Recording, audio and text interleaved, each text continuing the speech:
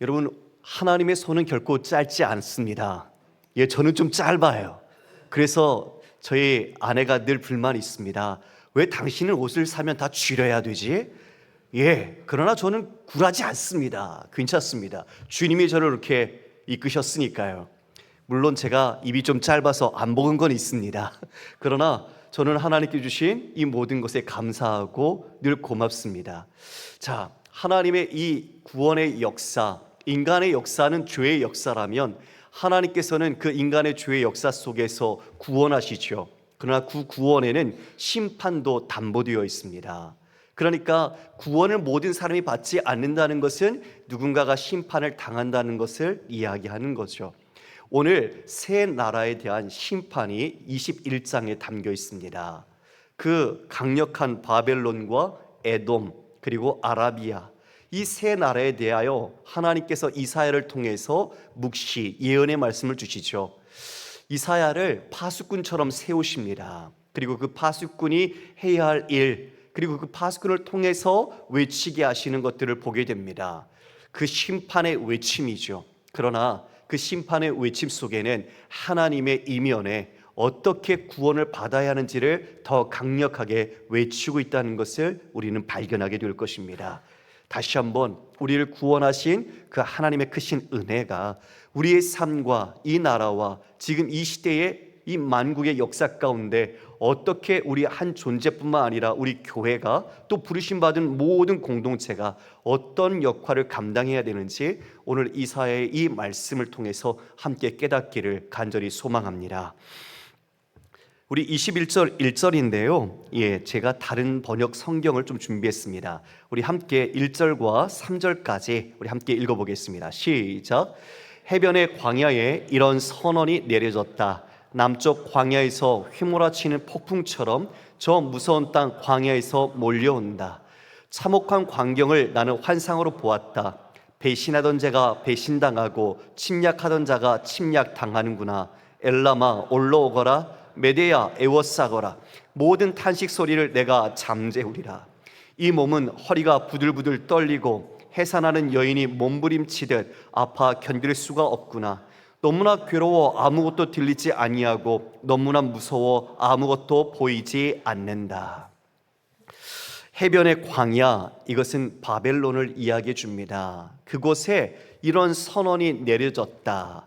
남쪽 광야에서 몰아치는 폭풍처럼, 오늘 성경은 네겝 광야라고, 네겝 회오리 바람처럼이라고 되어 있는데요, 네겝은 남쪽을 말하지요. 즉 남쪽 광야에서 휘몰아치는 폭풍처럼 적군이 올려오는 겁니다. 말씀을 내려되겠습니다. 그 적군이 오는데 그 적군에 대하여 2절에 이렇게 말합니다. 이사야가 자신이 한 묵시 환상을 보았다. 그런데 그것은 속이는 자가 속이고 약탈하는 자는 약탈한다. 이것이 즉 바벨론은 속이는 자였고 약탈하는 자였습니다. 그런데 도리어 그들이 지금 약탈을 당하게 되고 속임을 받는다는 것을 이야기해 주는 거죠. 그들이 어떤 대상에게 그렇게 될까요? 2절 중말자문이 엘람이여 올라가고 메대여 애워싸라. 여러분이 엘람과 메대는 원래 바벨론의 동맹국이었습니다. 바벨론과 함께 힘을 합쳐서 싸우던 족속인데 그들이 지금 오히려 이 바벨론을 공격하는 그런 민족으로, 그런 적병으로 지금 이 회오리 바람을 일으키면서 그 모든 침략, 공격을 하고 있는 겁니다. 그의 모든 탄식을 내가 그치게 하였노라 하시도다. 여기서 그의 탄식은 누굴까요? 여러분, 바벨론은 이스라엘을, 남유다를 짓밟았죠. 그래서 남유다 백성들이 포로로 끌려가서 바벨론에서 억압과 착취와 고통을 당했습니다. 지금 이 엘람과 그리고 메대가 이 바벨론을 공격함으로써 그들, 즉 이 모든 탄식을 그치는 것은 바로 이스라엘 백성들입니다. 이스라엘 백성들이 그 아픔 속에서 탄식과 비명을 질렀는데 이제 메대와 이 바사를 통해, 엘람을 통해서 이 모든 바벨론을 짓누르고 오히려 그들을 이와 같이 속이고 약탈하게 되니 이스라엘의 눈물이 그치게 되고 그들의 탄식이 잠잠해지는 것이죠. 그런데 3절에 이사야 선지자는 이렇게 고백합니다. 이러므로 나의 요통이 심하여 해산이 임박한 여인의 고통 같은 고통이 나를 엄습하였으므로 내가 괴로워서 듣지 못하며 놀라서 보지 못하는도다. 해산한 여인의 고통을 이사야 선지자가 알까요? 아기를 낳아보지 못하잖아요, 남자는. 그러나 그처럼 가장 인간의 그 극심한 고통이 무엇일까? 바로 임박한 해산을 앞두고 있는 여인의 진통처럼 지금 이 이사야가 아프다, 고통스럽다, 괴롭다고 이야기합니다. 왜요? 여러분, 이 이야기를 잘 들어주시길 바랍니다. 바벨론은 남유다를 짓밟고 그리고 남유다를 포로로 끌고 가서 악한 짓을 했죠. 그들은 이미 잔인한 민족입니다. 아까 말한 것처럼 그들은 빼앗는 자였고 속이는 자였습니다. 그들은 죄가 있어요. 그렇게 하던 자들이 도리어 지금 당하고 있는 상황. 그러나 이 선지자는 그 모두를 바라보며 하나님께서 생명을 잉태하여 낳듯이 그 모든 한 영혼 한 영혼을 긍휼히 여깁니다. 여러분, 누군가가 죄를 지었습니다. 그러나 그 죄는 나쁜 것이죠. 그러나 그 죄 지은 사람을 우리가 증오하고 미워한다면 누가 그에게 복음을 전하고 누가 그에게 주님의 사랑을 전하고 주님의 마음을 알게 하겠습니까? 죄는 미워하되 사람은 미워하지 말라는 말이 있습니다. 지금 이 선지자의 고통이 바로 그러한 겁니다.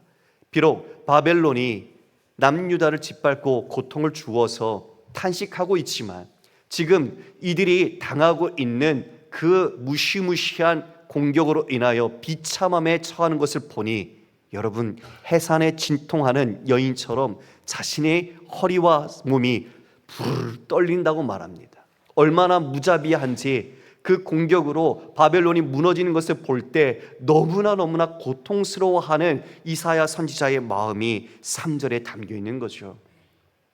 우리가 그런 착각을 많이 합니다. 누군가가 악을 행하니까 저 사람은 저런 심판을 받아도 정당해, 저 사람은 저렇게 돼도 싸. 우리가 만약 그렇게 이야기한다면 우리는 긍휼을 모르는 자입니다. 하나님의 사랑을 모르는 거죠. 왜요? 우리 또한 그 자리에 있었던 사람이기 때문입니다. 그래서 우리 또한 구원을 받지 못할 백성이었지만 하나님의 긍휼로, 하나님의 사랑으로 우리가 하나님께서 예수 그리스도를 통해 대속의 십자가로 우리는 죄에서 구원을 받고 하나님께서는 또 우리를 하나님의 자녀로 삼아 주셨습니다. 여러분, 그것이 하나님께서 우리에게 응당 베풀어야 될 은혜였습니까? 아닙니다. 우리는 상상도 생각도 할 수 없었던 은혜입니다. 그러나 우리가 신앙생활이 오래되고 어쩌면 우리가 점점 젖어들어서 주님의 구원과 은혜와 이 놀라운 사랑이 당연한 것처럼 치부되는지 모르겠습니다. 아니요, 당연한 것 하나도 없습니다. 주님이 전적인 사랑과 은혜로 우리를 베풀어 주신 것이죠. 또한 그래서 우리는 이 땅의 죄 가운데 고통당하고 여전히 길을 잃은 자들을 긍휼히 여겨야 합니다. 그들을 향해 애통하는 마음을 가져야 합니다. 예수님께서도 그러셨습니다. 예루살렘 성 익성하시면서 그 성을 보시면서 우셨습니다. 예루살렘아, 예루살렘아, 암탉이 제 새끼를 모으듯 그 날개 아래 모으듯 내가 몇 번이나 그러했더냐. 그러나 그들은 예루살렘이라는 평화의 성의 의미를 깨트린 채 예수 그리스도를 영접치 않는, 주님의 그 복음의 말씀을 받아들이지 않는, 그래서 결국은 심판으로 짓밟히고 그 모든 것이 파괴될 운명에 처한 것을 예수님은 보시고 우셨습니다. 성도 여러분, 우리의 마음은 어떻습니까? 신문을 읽거나 뉴스를 읽으면서 저 사람 당연히 저래야 되는데, 저 나쁜 사람, 우리는 어쩌면 사람을 그렇게 우리 나름대로 평가해버리고 이미 분류해버린지 모르겠습니다. 그러나 이 작금의 악의 모습과 그리고 여러 가지 고통의 모습을 볼 때 우리는 그 자리에 예수 그리스도의 십자가의 모습을 같이 보아야 합니다. 우리를 구원하신 주님의 마음처럼 우리 또한 그들을 향한 긍휼과 사랑의 마음으로 그들에게 다가가야 합니다. 그들을 정죄하고 비판하고 판단하는 것이 아니라 그것은 오직 하나님께 맡기고 우리는 그 자리에 눈물을 흘리고 고통과 죄로 인해 신음하는 사람들에게 우리는 주님의 손처럼 우리의 손을 내밀어 그 사랑으로 다시 위로하고 바른 길을 가르쳐주고 하나님의 뜻 가운데 세워야 할 것입니다. 할렐루야. 선지자가 지금 그것을 진통, 해산의 진통을 겪고 있는 모습으로 자신의 아픔을 토로한 것이죠. 4절에 내 마음이 어지럽고 두려움이 나를 놀라게 하며 희망의 서광이 변하여 내게 떨림이 되었도다. 얼마나 그 멸망이, 그 심판이 큰지 두렵고 놀라며 희망의 빛이 사라지고 두루루 떨리는 모습을 갖게 됩니다. 그들이 어떻게 심판을 당할까요? 어떤 상황일까요? 우리 5절 함께 읽어볼까요? 시작. 그들이 식탁을 베풀고 파수꾼을 세우고 먹고 마시도다. 너희 고관들아 일어나 방패에 기름을 바를지어다. 그들이 식탁을 베풉니다. 잔치죠. 즉 바벨론 왕과 고관들이 모여서 태평성대를 벌이듯 잔치상을 차려놓고 지금 흥청망청한 겁니다. 그런데 그 상황 속에서 어떻게 되죠? 먹고 마시는데 고관들이 일어나 방패의 기름을 바릅니다. 전쟁에 빨리 준비를 해야 된다는 것이 나타나죠. 즉 그들이 먹고 마시는 순간 순식간에 전격적으로 이런 침략과 공격이 일어나서 그들이 그 모든 것에 빼앗기고 자신들이 붙잡히고 이와 같이 멸망될 것을 이 말씀 속에 이야기하는 겁니다. 다니엘서 5장에 보면 벨사살 왕이 그와 같이 자신들의 신하를 불러서 잔치를 벌이고 있었죠. 심지어 예루살렘 성전에 있었던 기명들, 그릇들을 갖고 와서 거기에 술을 따라 마시면서 우상 숭배를 하고 있었습니다. 그때 손가락에 나타나죠. 벽에 글을 적습니다. 메네 메네 데겔 우바르신, 세어보고 달아보니 부족하여 내가 나눈다, 나뉘어졌다. 맞습니다. 하나님의 심판, 하나님의 공의가 바로 그와 같이 드러나 고레스 왕에게 주전 539년 바벨론은 멸망하고 맙니다.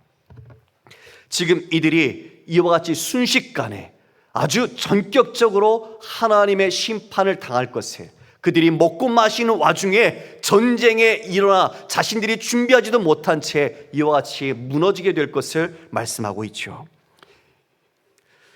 6절에 주께서 말씀하십니다. 이사야에게 이르시되 가서 파수꾼을 세우고 그가 보는 것을 보고하게 하되 마병대가 쌍쌍이 오는 것과 나귀떼와 낙타떼를 보거든 귀 기울여 자세히 들으라 하셨더니 파수꾼이 사자와 같이 부르짖기를 주여 내가 낮에 늘 망대에 서 있었고 밤이 새도록 파서는 곳이 있었더니 보소서 마병대가 쌍쌍이 오나이다 하니 그가 대답하여 이르시되 함락되었도다 함락되었도다 바벨론이여 그들이 조각한 신상들이 다 부서져 땅에 떨어졌도다 하시도다.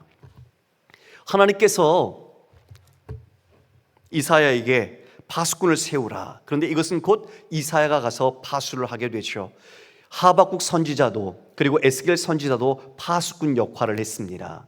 이것처럼 이사야 선지자가 이 하나님의 말씀을 듣고 이제 파수꾼을 서서 말씀대로 그 모든 것을 지켜봅니다. 자, 마병대가 줄지어 오는 것, 나귀를 타고 낙타떼를 타고 그 기병들이 오는 것을 잘 지켜봐라. 너 어떻게 되는지 자세히 주의 역을 보라. 그래서 8절에 낮에도 밤에도 그렇게 성실하게 그 망대에 서서 그 모든 것들이 어떻게 되는지 정찰하고 바라보고 있었지요. 그런데 9절에 드디어 어떻게 됩니까? 보소서 마병대가 줄지어 오나이다. 그가 대답하여 이르시되 함락되었도다 함락되었도다. 엘람과 그리고 메대의 이 기병들이 이와 같이 줄지어 오면서 그 모든 바벨론을 쳐서 무너뜨리니 여러분 바벨론이 어떻게 되었다고요? 함락되었도다 함락되었도다. 강력한 군사력을 갖고 있고 찬란한 문화를 꽃피웠다고 말했던 바벨론이 하나님의 심판 앞에 그 모두 산산조각나고 말았습니다. 무엇까지? 그들이 섬겼던, 그들이 주인이라고 여겼던 우상들까지 다 떨어졌도다라고 말합니다. 여러분, 그들이 수호신을 여겼던 우상들이 바벨론을 지켜주었습니까? 아닙니다. 무너졌지요. 다 부서졌지요. 다 깨졌지요. 순식간에 다 무너져 버리고 말았습니다. 정말 누가 이 모든 역사를 주관하시고 구원과 심판을 행하시는지 분명하게 나타내 주셨죠. 여러분, 두려우면요, 하나님을 경외하면요, 하나님을 경홀히 할 수 없습니다. 하나님의 크심을 알수록 우리는 하나님 앞에 내가 얼마나 작은지를 알게 되죠. 하나님을 우리가 그래 알기에 힘써야 하는데, 하나님을 모르면요, 우리는 주님을 우리의 마음과 뜻 가운데 조종하려고 할 때도 있습니다. 하나님이 때로는 우리에게 고난을 주십니다. 때로는 연단을 하십니다. 그래서 하나님이 정말 어떤 분인지 알게 하시죠. 그것은 곧 우리에게는 은혜고, 우리에게는 오히려 믿음의 성장과 성숙을 이뤄가는 하나님의 크신 사랑이라고 말할 수 있습니다. 그들이 의지했던 우상들, 그것들은 다 헛것이었습니다. 그것들은 아무런 힘도 쓰지 못하는 것들이었죠. 다 무너지고 말았습니다. 결국 어떻게 됩니까? 10절을 타번역 성경으로 한번 좀 읽어보겠습니다. 10절 말씀을 주시겠습니다. 같이 읽겠습니다. 시작. 아, 짓밟히던 나의 결애여, 타작마당에서 으깨어지던 나의 동포여, 이스라엘의 하나님 만군의 주님께서 나에게 말씀하신 것을 이렇게 내가 그들에게 전한다. 이사야가 자신의 이스라엘 민족들에게 이야기하죠. 짓밟히던 나의 결의 동포들, 타작마다에서 으깨어지던 나의 동포들, 이에 그들이 바벨론에서 으깨어졌었죠. 짓이겨졌었죠. 유린당했죠. 그러나 지금 이처럼 하나님께서 이 메대와 엘람을 통해서 이스라엘의 하나님이 그들을 심판하실 것을 선언하셨죠. 즉 이스라엘 하나님 만군의 주님께서 나에게 말씀하신 것을 이렇게 내가 그대들에게 전한다. 여러분, 하나님의 말씀은 반드시 이루어집니다. 그러니까 지금은 현실은 짓이겨지는 것 같고 고통스럽고 어쩌면 어려운 상황이 우리에게 전개될지 모르지만, 하나님의 이 말씀대로 어떻게 하라고요? 믿고 인내하라. 그 믿고 인내할 때 반드시 그들에게 이와 같은 하나님의 말씀이 성취된 날이 임하게 될 것을 이사야 선지자는 말한 것입니다. 성도 여러분, 역사적으로는 분명하게 바벨론은 메대와 바사에 의해서 함락되었습니다. 그리고 주전 538년에 고레스 왕은 바벨론의 포로로 끌려갔던 유다 백성들이 다시 고국 예루살렘으로 돌아가도록 허락했죠. 이는 하나님의 말씀대로 바벨론에 대한 심판과 이스라엘 백성의 회복이 이루어진 것을 말합니다.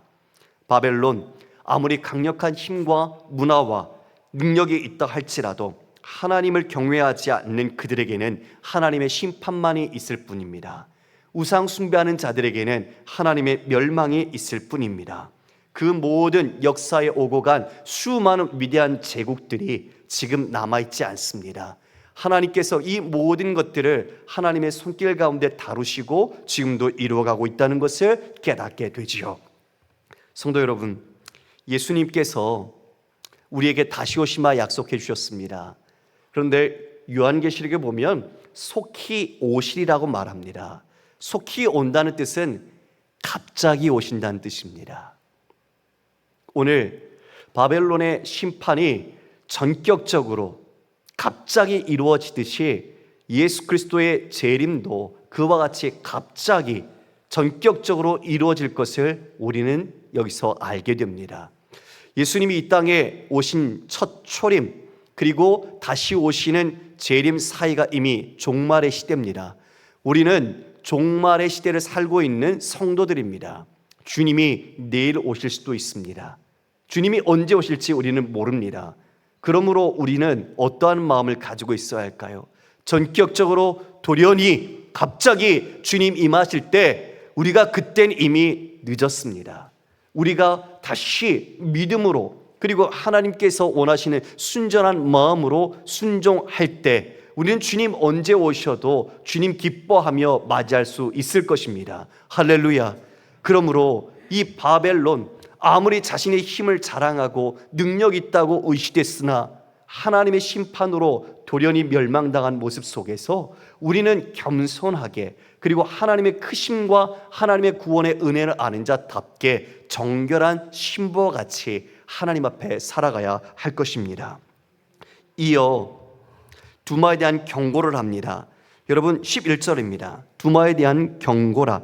사람이 세일에서 나를 부르되 파수꾼이여 밤이 어떻게 되었느냐, 파수꾼이여 밤이 어떻게 되었느냐. 파수꾼이 이르되 아침이 오나니 밤도 오리라. 내가 물으려거든 물으라. 너희는 돌아올지니라 하더라. 두마는 여러분 에돔을 말합니다. 두마의 뜻은 침묵이라는 의미인데요, 이 에돔, 여기 보면 세일이 나오죠. 세일은 하나님께서 그 에서와 그의 후손들에게 주신 땅입니다. 그러니까 이 두마는 에돔을 의미하면서 이 에돔의 백성들이 어떻게 될 것인지 이사야를 통해서 선언해 주신 거죠. 여기에 보면 사람이 세일에서 나를 부른다 합니다. 나는 이사야 선지자죠. 그런데 그 사람이 이사야 선지자를 파수꾼으로 알고 있어요. 그래서 세일에서 한 사람이 부르되 파수꾼이여 밤이 어떻게 되었는가, 밤이 어떻게 되었는가 묻는 겁니다. 여러분 저를 보십시오. 밤이 어떻게 되었는가 묻는 것은 밤중에 어떤 일이 어떻게 진행되었습니까? 과연 그 일이 어떻게 진행되었습니까? 라고 묻는 겁니다. 그 밤이라는 컴컴한 어떤 영적인, 또한 보이지 않는 그 시기 속에 무슨 일이 드러났는가, 이 파수꾼에게 묻는 거죠. 이 파수꾼이 그 물음에 이렇게 답을 합니다. 아침이 오나니 밤도 오리라. 아침이 오는데 밤도 올 것이다. 지금 밤에 어떤 일이 있었는가 물었는데 그 일에 대한 내용보다는 지금 이제 이 밤이 지나 아침이 오는데 밤도 올 것이라고 이야기해 주죠. 즉 밤은 멸망을, 재앙을 상징한다면 이 아침은 희망과 구원을 상징할 수 있습니다. 그런데 이렇게 말하는 거예요. 자, 아침이 옵니다. 희망이 옵니다. 그런데 재앙, 그 밤도 올 것입니다. 그것이 계속 되풀이되고 있는 모습이 여기서 보이는데요, 중요한 말을 하나 남깁니다. 의미심장한 말이죠. 12절 중반절입니다. 내가 물으려거든 물으라. 너희는 돌아올지니라 하더라. 여러분 이 말은 어떤 뜻일까요? 물으려거든 물으라. 그러나 너희는 돌아올지니라. 하나님께서 이사야를 통해서 그들에게 회개를 촉구하는 것입니다. 돌아오라는 것입니다. 지금 이 밤을 지나서 아침이 올 것이지만 돌아오지 않으면 그 밤은 또다시 오게 될 것이고, 진정한 광명의 밤은 언제 오는가? 하나님 앞에 우리의 온전한 소망이 되신 주님 앞에 나올 때 그와 같이 광명의 아침을 맞게 될 것이라고 이야기하는 것입니다. 여러분 우리도 그렇습니다. 밤이라는 것은 영적인 침체가 될 수도 있고, 관계의 단절도 될 수 있고, 경제적 어려움 아니면 건강에 질병이 들었을 때 우리는 그것을 밤이라고 말할 수 있겠죠. 그럼 그 밤에서 우리가 진짜 소망을 얻고 회복되는 게 뭘까요? 질병이 낫는 걸까요? 경제적인 어려움이 해결되는 걸까요? 끊어진 관계가 회복되면 다시 아침이 오는 걸까요? 아니요. 다시 그 일이 반복될 거예요.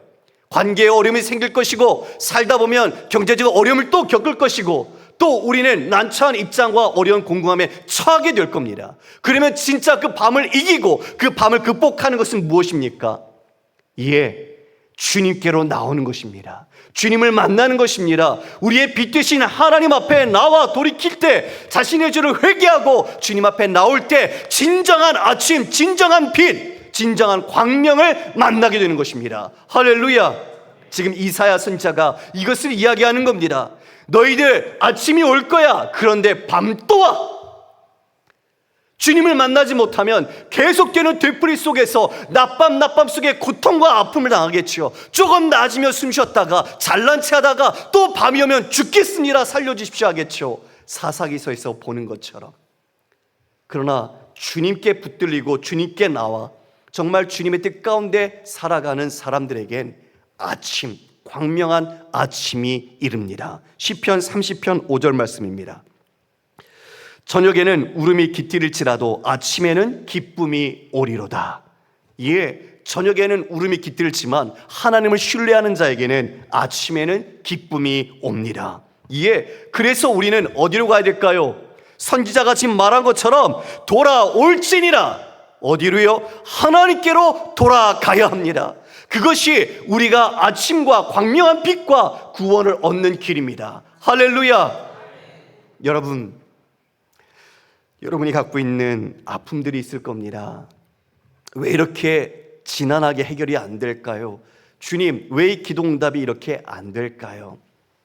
사랑하는 자녀들과 사랑하는 가족들이 구원받기를 간절히 밤마다 눈물로 호소하며 기도하고, 남편의 신발을 부여잡고 교회 갈 수 있도록 기도하고, 아내가 그 자녀가 하나님의 백성 되기를 가슴을 쥐어짜면서 간절히 기도하는 분들이 있습니다. 구원만큼 시급한 게 어디 있습니까? 오늘도 우리가 이 예배 자리에 있지만 이 시간 죽음 앞에서 총각을 다투는 분들이 있습니다. 그들에게 진정한 소망이 무엇이겠습니까? 하나님 앞에서의 영원한 생명이 아니고서야 그것이 무엇을 얻은들 만족함이 있겠습니까? 바로 이 심판 앞에서, 그들이 당하고 있는 고난 앞에서 다시 돌아갈 곳은 어디입니까? 하나님입니다. 하나님께로 돌아갈 때 우리는 살 길이 있고 진정한 아침을 맞아 우리는 그 안에서 참된 빛으로 살아갈 수 있는 것입니다. 바수꾼이 말합니다. 아침이 옵니다. 하지만 돌아오십시오. 주님이 지금도 우리에게 말씀하십니다. 돌아오라. 우리 이 자리에 영적인 밤을 맞고 계신 분 계실 겁니다. 영적인 밤을 맞은 줄도 모르고 지내는 분도 계실 겁니다. 자기가 괜찮은 줄 알고 착각하며 지내는 분도 계실 겁니다. 영적으로 너무 무뎌져서 내가 진짜 죄인인지 아니면 하나님의 백성인지 분간하지 못하고 습관처럼 우리가 종교 생활하듯 이 자리에 있는 분도 계실 겁니다. 그러나 간절히 원합니다. 돌아오십시오. 돌아오십시오. 주님께로, 하나님께로 돌아오십시오. 진정한 빛 가운데 거할 때 우리의 모든 어두움은 사라지게 될 것입니다. 이어 13절 이하에는 아라비아에 대한 경고를 하십니다. 13절입니다. 아라비아에 대한 관한 경고라. 드단 대상들이여, 너희가 아라비아 수풀에서 유숙하리라. 대마 땅의 주민들아, 물을 가져다가 목마른 자에게 주고 떡을 가지고 도피하는 자를 영접하라. 그들이 칼날을 피하여 벤 칼과 당긴 활과 전쟁의 어려움에서 도망하였습니다. 주께서 이같이 내게 이르시되, 품꾼의 정한 기한같이 1년 내에 게달의 영광이 다 쇠멸하리니 게달 자손은 활 가진 용사의 남은 수가 적으리라 하시니라. 이스라엘의 하나님 여호와의 말씀이니라. 여기 아라비아의 경고에 민족들이 나옵니다. 드단은 아라비아 남부에 있는 민족입니다. 그들은 그 대상들, 즉 어떤 무역을 통해서 아주 명성이 자자한 그런 부유한 상인들이었습니다. 근데 그들이 지금 여기 보니까 아라비아 수풀에서 유숙합니다. 여러분, 돈이 있고 명성이 있는 사람들인데 그들이 지금 수풀에서 유숙을 하고 있는 거죠. 뭔가 일반적이지 않습니다. 어떤 상황입니까? 전쟁의 재앙 속에서 그들이 원래 다녔던 그 길을 다니지 못하죠. 왜요?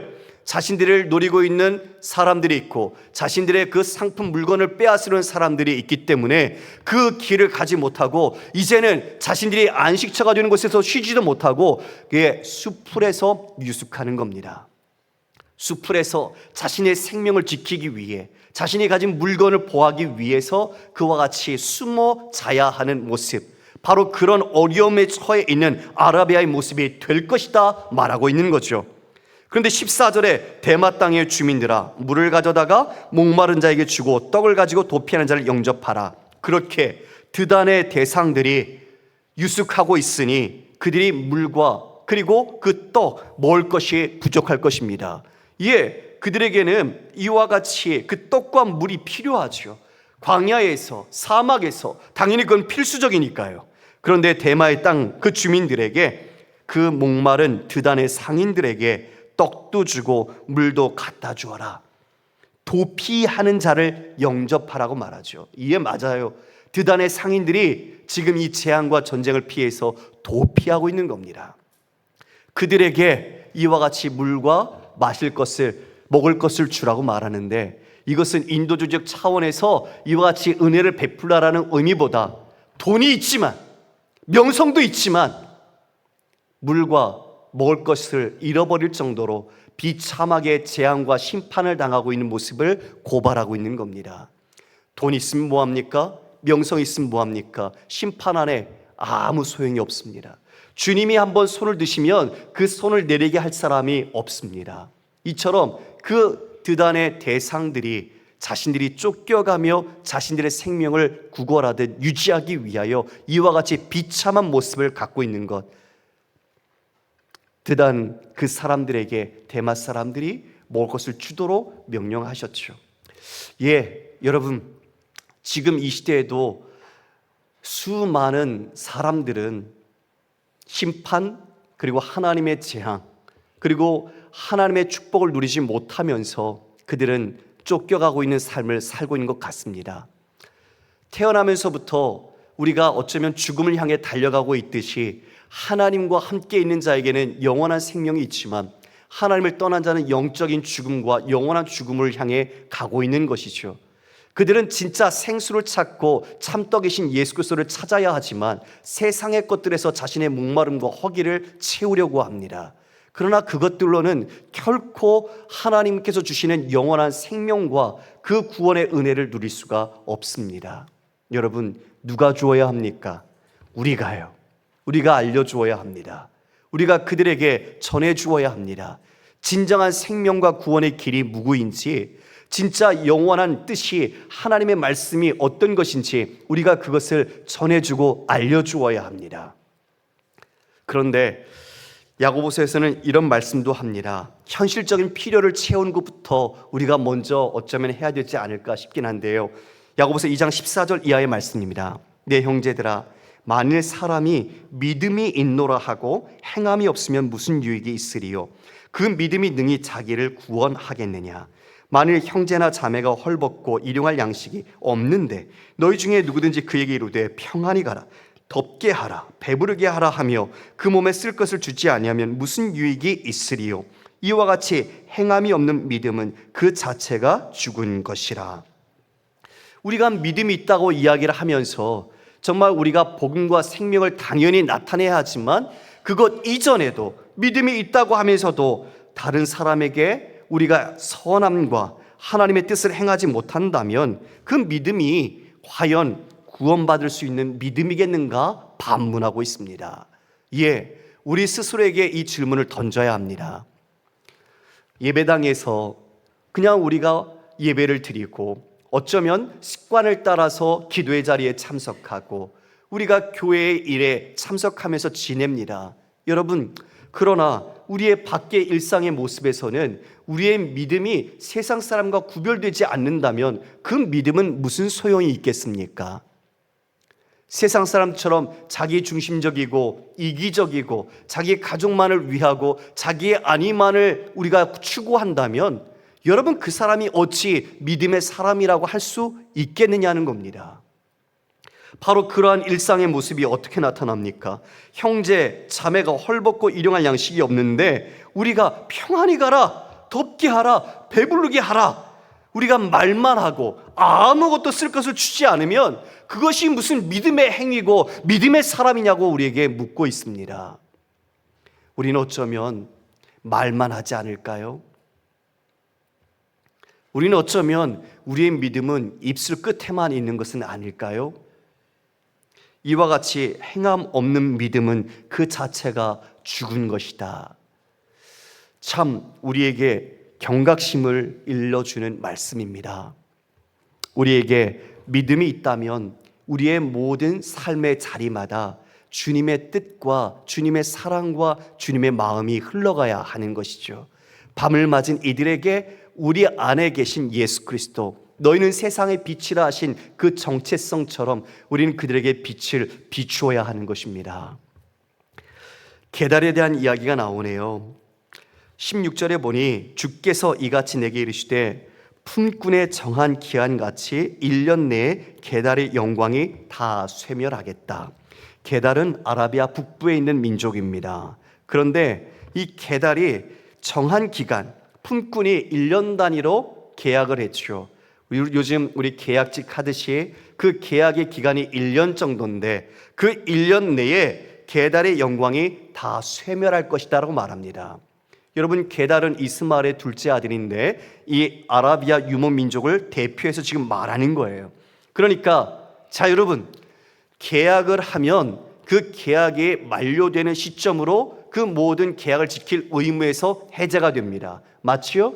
그런 것처럼 지금 하나님께서는 어떻게 이야기하시는가?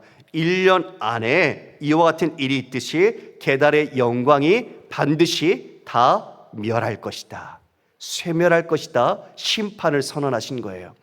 너희들이 이와 같이 계약을 맺어서 품꾼을 고용해서 함께 하듯이 그 하나님 나의 시간표 안에 이 1년처럼 반드시 나는 이 게달이 자랑스럽고 게달이 영광스럽게 하는 이 모든 것들을 다 쇠멸해 버리겠다, 다 없애 버리겠다. 그래서 17절에 게달 자손 중 활 가진 용사의 남은 수가 적으리라. 그들은 군사력을 자랑했습니다. 힘이 있다고 여겼습니다. 그러나 그 활 가진 용사가 별로 남지 않을 것이다. 그 모든 영광 다 사라지게 될 것이다. 이스라엘의 하나님 여호와의 말씀이니라. 도장을 찍듯 하나님의 의지가 말씀 끝에 새겨져 있습니다. 성도 여러분, 오늘 새 민족에 대한 내용들, 이 새 나라에 대한 내용들을 보면서 파수꾼의 마음으로 이사야가 아파하고 고통스러워하며 이야기합니다. 돌아오라. 아침이 올 것이지만 밤이 다시 올 것이다. 그 아픔 속에, 또한 바벨론의 멸망 속에서 자신이 그 해산하고 있는 진통하는 여인처럼 고통스러워하며 이야기합니다. 이스라엘에게는 기쁨과 해방의 창가가 되겠지만 바벨론에게는 죽음의 애가가 되겠죠. 그러나 그것을 이사야는 기뻐하지 않습니다. 모두가 하나님께로 돌아와야 하기 때문이죠. 강력한 군대도 우상도 그리고 돈과 같은 재력을 가진 대상도 심판에서 피할 길이 없습니다. 여러분, 하나님의 심판 앞에 무엇이 피난처가 되겠습니까? 구원은 오직 하나님께로부터 옵니다. 오직 하나님께로 우리는 그래서 향해야 합니다. 지금도 하나님께서 구원을 더 베풀기를 원하시기에 우리에 대하여 참고 계십니다. 한 영혼이라도 더 주의 자녀로 돌아오도록 인내하고 계십니다. 베드로후서 3장 9절 말씀입니다. 같이 읽겠습니다. 시작. 주의 약속은 어떤 이들이 더디다고 생각하는 것 같이 더딘 것이 아니라 오직 주께서는 너희를 대하여 오래 참으사 아무도 멸망하지 아니하고 다 회개하기를 이르기를 원하시느니라. 예, 이것이 하나님의 마음입니다. 우리에게는 천년 같지만 하나님은 그것을 하루같이 참으시며 우리를 기다리십니다.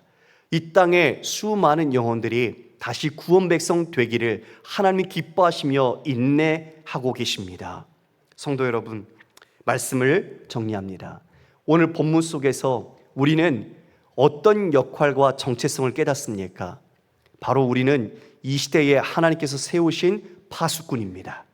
영적인 파수꾼, 하나님의 복음과 하나님의 심판과 구원을 외쳐야 할 나팔수와 같이 하나님께서는 여러분을 각자의 자리에 세우셨습니다. 우리는 가정에서 우리 모두가 나팔수와 같이 또 파수꾼과 같이 외쳐야 합니다. 자녀들에게, 남편에게, 아내에게 돌아오라. 돌아와야 한다. 세상의 길로 잘 돼서 세상의 길에서 형통하고 성공하는 것이 잘 되는 것이 아니라 진짜 돌아와야 할 곳이 어디인가? 자녀들아, 남편, 아내, 부모님 돌아오십시오. 하나님께로 돌아오십시오. 우리는 외쳐야 합니다. 그분에게만 영광이 있고 그분에게만 구원이 있고 그분에게만 생명이 있습니다. 그분에게만 참된 빛이 있습니다. 다른 곳을 가서 우리가 영광을 얻을지라도 그 영광은 사라지게 될 것입니다. 그 영광을 쇠할 것입니다. 우리가 붙들었던 것 모두가 다 파멸되게 말 것입니다. 여러분, 하나님께로 돌아오십시오. 하나님을 온전히 의지하십시오. 주님이 우리의 전부이십니다. 우리의 믿음을 다시 일깨우십시다. 나를 위하여 존재하는 하나님이 아니라 우리가 하나님을 위하여 존재하며 하나님께 내 모든 것을 드려야 합니다. 이것이 우리가 이 시간 하나님께로 돌아가야 할 마음이고 방법이고 믿음입니다. 착각하지 마십시오. 하나님은 나를 위하신 분이야, 내가 주인인 것처럼 착각하지 마십시오. 그것만큼 하나님을 모욕하는 것도 없습니다. 하나님이 주인이십니다. 하나님이 우리의 통치자십니다. 우리가 가야 합니다. 하나님을 우리께로 이끌지 마십시오. 하나님은 우리를 위한 자동 판매기가 결코 아닙니다. 이 시간 우리는 파수꾼처럼 이 시대에 수많은 사람들에게 외쳐야 합니다. 하나님께로 돌아오라고, 생명의 길로 돌아오라고, 그래야 산다고 외쳐야 합니다. 마태복음 24장 42절 말씀입니다. 그러므로 깨어있으라. 어느 날에 너희 주가 임하는지 너희가 알지 못함이라. 여러분, 그래서 우리는 깨어있어야 합니다. 여러분의 모든 자리에서 깨어 기도와 말씀 가운데 서 있어야 합니다. 우리 교우들에게는 다가올 영적 위험에 대해서 알려야 하고, 세상에 대해서는 하나님의 진리의 말씀을 증언해야 되며, 다가올 심판에 대해서 경고해야 합니다. 바로 그것이 우리가 세움받은 하나님, 우리를 붙드시고 세우신 목적입니다. 다시 한번, 내가 서 있는 자리에 내가 영적인 파수꾼이 되어서 하나님을 의지하며 주님을 신뢰함으로 이 땅 가운데 영적인 심판과 구원을 증거하고 외치고 있는지 우리 한번 돌아보시고, 여러분의 가정과 학교와 모든 공동체에서 하나님 세우신 영적인 파수꾼으로 끝까지 충성하시기를 주님의 이름으로 축원합니다.